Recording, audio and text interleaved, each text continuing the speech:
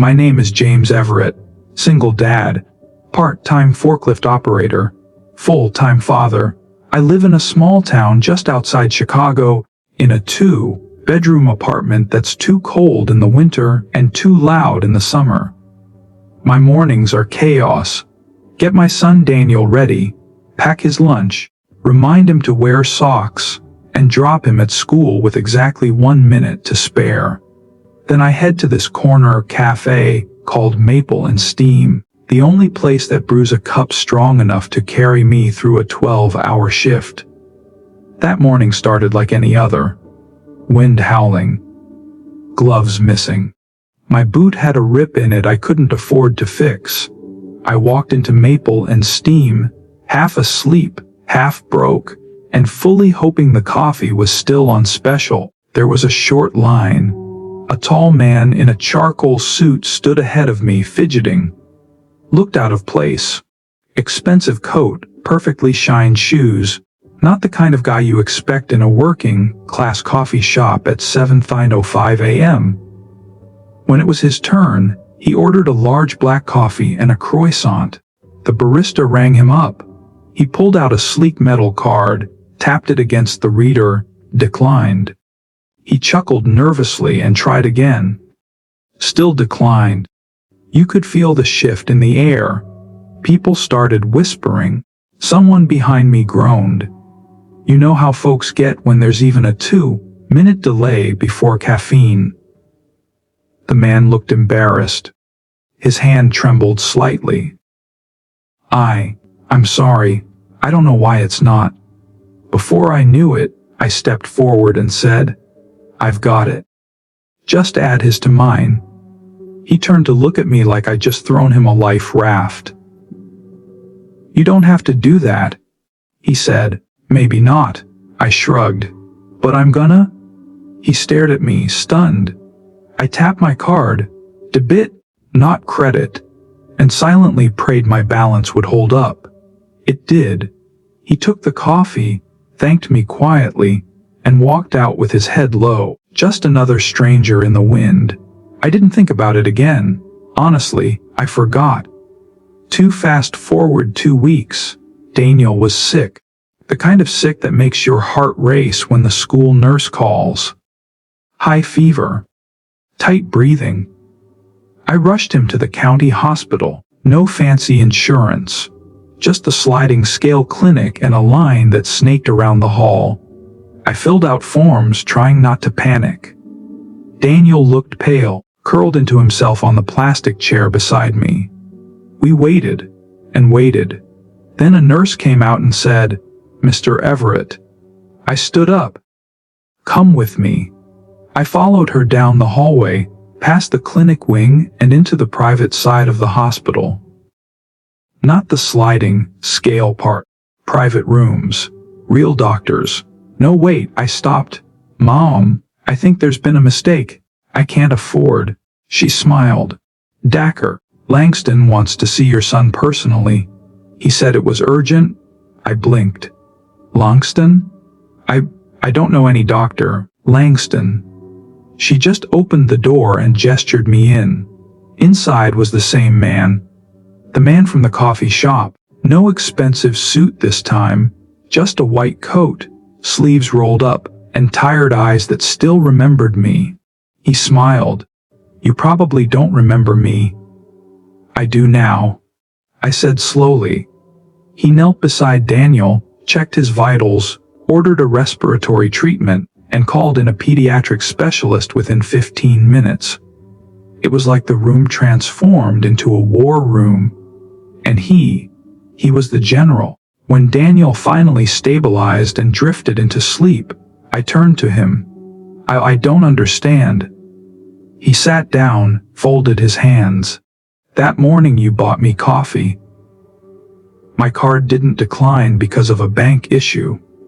I had just come from my father's funeral. I hadn't eaten. I hadn't slept.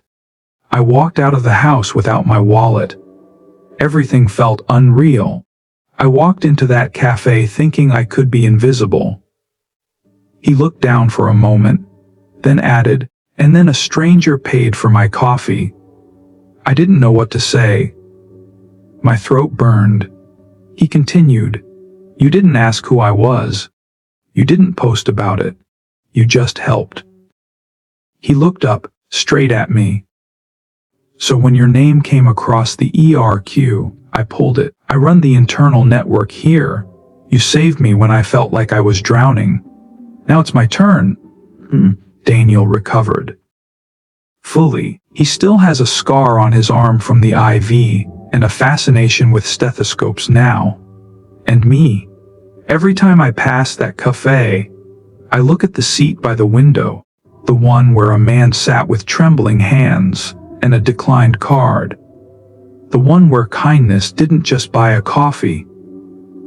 It rewrote the ending of a day, a sickness, maybe even a life. It had been 6 weeks since that hospital night. Daniel was back to building pillow forts in the living room and asking complicated questions about clouds, time machines, and why cereal doesn't taste the same in a bowl as it does straight from the box. Life felt normal again, or at least normal in a single dad kind of way, but something had shifted in me. You see, when someone pulls you out of a storm, you don't forget the thunder. And even though I'd gone back to work, back to my routine, I kept thinking about Dr. Langston, the man I almost didn't notice. One Thursday morning, I walked into Maple and Steam again. The bell over the door chimed. Same old barista, same smell of burnt toast and strong espresso. But today, the barista gave me a strange smile. "Hey, Mr. Everett." "Yeah." She pointed to a small envelope on the counter. "This came in for you." I frowned and took it. No name on the front, just written in tight, neat handwriting. "To the man in the blue flannel." That was me. That was what I wore that morning. That cold morning I offered someone coffee without asking his name. I opened the envelope. Inside was a short note. No fluff, just words that stuck. "Chore you gave without asking. You helped without knowing. You changed a day, and in doing so, changed a life. Now it's your turn to be reminded of what you're worth. Check your mailbox tonight. L." My chest tightened. I finished my coffee with shaky hands and didn't say a word. Just nodded at the barista and left. That evening, after dinner and homework battles with Daniel, I stepped outside to check the rusted old mailbox at the end of our hallway. Inside was a thick envelope. I tore it open. Inside a check, a real printed, signed check, $25,000. I stared at it like it might explode. There was no letter, just the check. And a post-it note attached, "Chore," for the dad who didn't blink twice before helping someone who looked like he had it all. That night, I couldn't sleep. I sat at the kitchen table long after Daniel fell asleep. The fridge buzzed. The clock ticked. My hands trembled just looking at that piece of paper. It wasn't about the money. It was about what it meant. That someone saw me, that a small act, a simple one, could echo out and come back, multiplied, years of weight lifted in a second. And here's where it gets even stranger. A week later, I was called into the manager's office at the warehouse. I braced myself. Overtime denial, cut hours, another shift switch. But instead, he said, "Jamie's someone called here asking about you." I blinked. What for? They didn't say exactly, just that they wanted to know what kind of man you were. I told them you were solid, hardworking, reliable, a good father. I sat down. He added, "A few days later, we got a call from a logistics startup downtown. Said they're expanding, looking for someone with experience to supervise a new warehouse. They asked if you'd be willing to interview." I didn't have a fancy RA sum. I barely had gas money, but I said yes. Turned out, the startup was co-founded by Dr. Langston's younger brother, a former logistics exec. My name had been passed to him, quietly, silently, no spotlight, no expectations. I showed up, spoke honestly, told them who I was and who I wasn't. 3 days later I got the job. Triple the pay, health benefits, paid leave. First time in years I didn't have to check my bank account before filling the fridge. 2. That same week, Daniel came home with a drawing. Stick figures, lopsided hearts. The kind of thing only a dad could understand. At the top, he'd written in crooked letters, "Chore, my dad is a hero because he gives when people don't look like they need help." I don't think I've ever read anything truer. I still see Dr. Langston from time to time, not often, sometimes in a hallway, once at a grocery store. We don't talk much, just a nod, a knowing smile. Because I get it now. Some people change your life with grand gestures. Some do it with quiet kindness.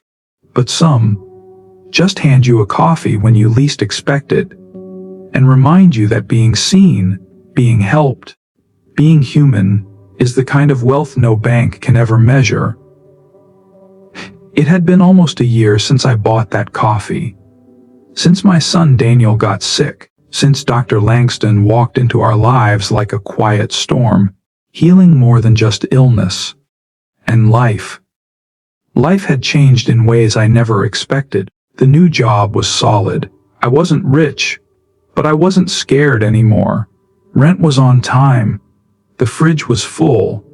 And for the first time in my adult life, I had a savings account with more than 2 digits. But it wasn't the money that changed me. It was what the moment had taught me. About showing up when no one asks.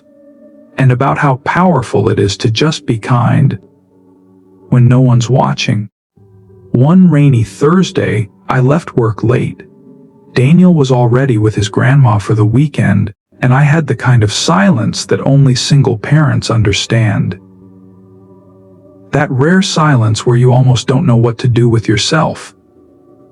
So, I walked into Maple and Steam, same creaky floor, same humming espresso machine, same quiet seat near the window.